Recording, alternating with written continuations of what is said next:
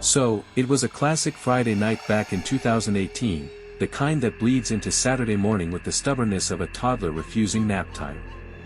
Stuck at my home office desk like a superhero glued to their kryptonite, I was wrestling with a paper that seemed to multiply faster than a gremlin after midnight.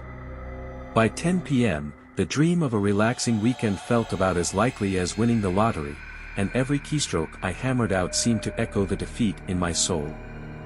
3 glorious hours had crawled by after a full day of work, and my brain resembled a deflated beach ball. Sentences felt like pulling teeth, and every notification from my phone was like a siren song dragging me deeper into the rabbit hole of procrastination. Finally, admitting defeat to the inevitable sleep monster, I decided to take a break. Stretching muscles that protested like rusty hinges, I paced the 4 walls of my office, feeling about as productive as a chocolate teapot. A desperate attempt to jumpstart my focus led me to the window overlooking the front yard. The neighborhood, usually a bustling hive of activity, had settled into a quiet slumber. Streetlights cast an eerie orange glow on the deserted sidewalks, the only sounds the distant hum of traffic and the rhythmic chirping of crickets. Out of the corner of my eye, I saw a flicker of movement. Squinting through the darkness, I convinced myself it was just a rogue branch swaying in the breeze. But a shiver, unrelated to the cool night air, snaked down my spine. Just to be sure, I did a double-check. There it was again, a shadowy figure hovering near the front porch. My breath hitched. Being on the second floor offered a false sense of security, and this figure wasn't exactly exuding friendly neighbor vibes. For a moment, it stood motionless, a dark stain against the pale concrete. For a fleeting second, I wrote it off as a figment of my sleep-deprived imagination. But then, the shadow shifted, taking a deliberate step closer to the house. The remnants of fatigue were replaced by a cold dread that seeped into my bones faster than spilled soda. The paper I was wrestling with was the least of my concerns now. Driven by a mix of fear and morbid curiosity, I crept down the stairs, each creak echoing in the otherwise silent house. Reaching the front door, I hesitated for a beat, my hand hovering over the peephole. Taking a deep breath that did little to calm the frantic fluttering in my chest, I peeked through. The guy I saw wasn't anyone I recognized. He looked like he was in his 40s and bald.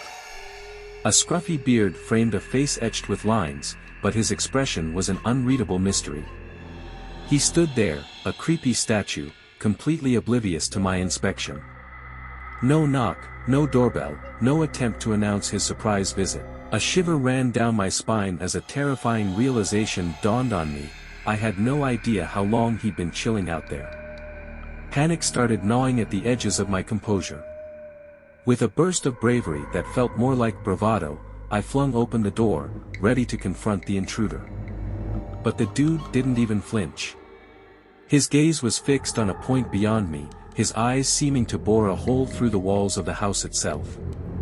My voice, when I finally found it, was a squeak that wouldn't win any awards. "What are you doing here?" I demanded, trying to sound more assertive than a nervous hamster. Silence. Thick, awkward silence. The guy remained motionless, his only response a chilling disregard for my presence. This wasn't a case of mistaking houses or delivering the wrong pizza. This felt deliberate, way too deliberate for comfort. Before I could overthink it any further, the dude's eyes flickered, finally landing on me. A jolt of terror shot through me as I saw a flicker of recognition, or maybe even malice, ignite in their depths. He opened his mouth as if to speak, but no words came out. Instead, he did something far more terrifying. His eyes darted past me, a flicker of movement betraying a hidden agenda. Instinct kicked in faster than you can say, stranger danger. Slamming the door shut, I threw my weight against it, the flimsy wood groaning under the pressure. Fumbling with the lock, I secured the deadbolt just as a muffled thud resonated from the other side. My heart hammered against my ribs. Full of adrenaline in my veins, I shut the door and never saw the man again.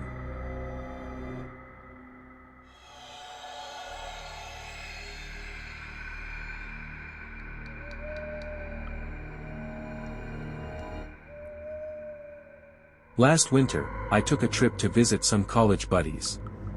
It was an 18-hour drive, so I broke it up into 2 9-hour stretches, staying at an Airbnb on each leg of the journey. Same thing on the way back, except I booked a different Airbnb for kicks. You know, just to see some new scenery and all that.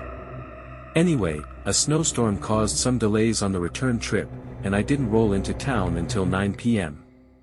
It was a real tiny place, which I already knew because there weren't any big towns or cities anywhere near the halfway point of that 18-hour drive.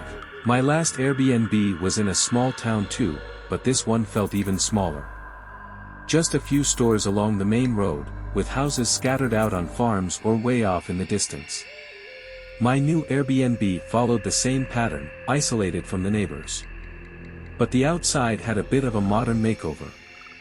It definitely had some cabin vibes, but it almost looked out of place compared to the other houses I could see.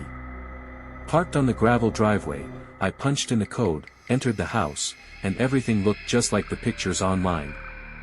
I wandered around, checked out the rooms, stashed my stuff in the bedroom, and plopped down on the couch with the remote. Just as I settled in, a tapping noise jolted me, right behind me. I whipped my head around to see a woman outside the window, rapping on the glass.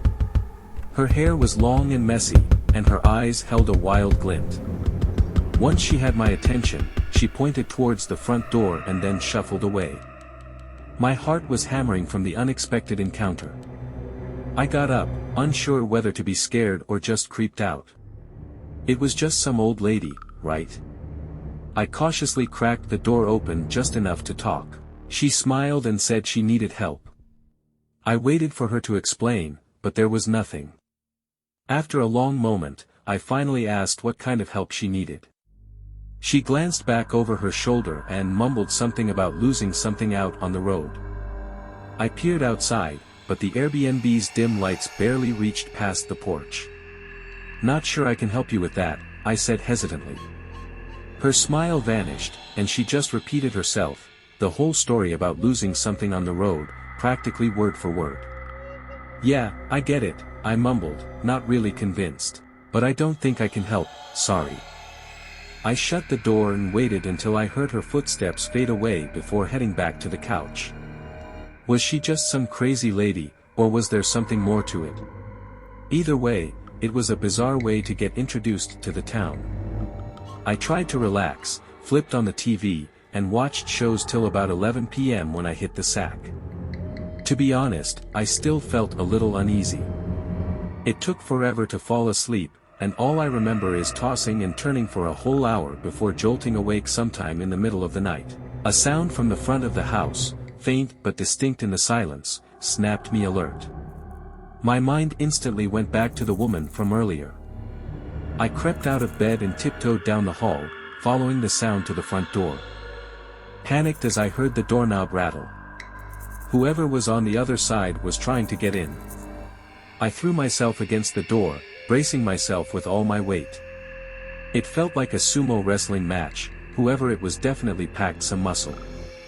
We pushed against each other for a few seconds before they gave up and sprinted down the driveway. Heart pounding, I slammed the deadbolt shut and raced to the window, but they were already swallowed by the darkness. I weighed my options for a second, then bolted to grab my things from the bedroom and hightailed it out of there in my car. That house? No thanks. Police in a small town like that probably wouldn't be much help anyway. Whoever was behind that door, I had a feeling it was connected to the woman from earlier. If I'd gone out to help her, or if I'd woken up even a second later, who knows what might have happened. Thank you for watching. Please subscribe, like and comment.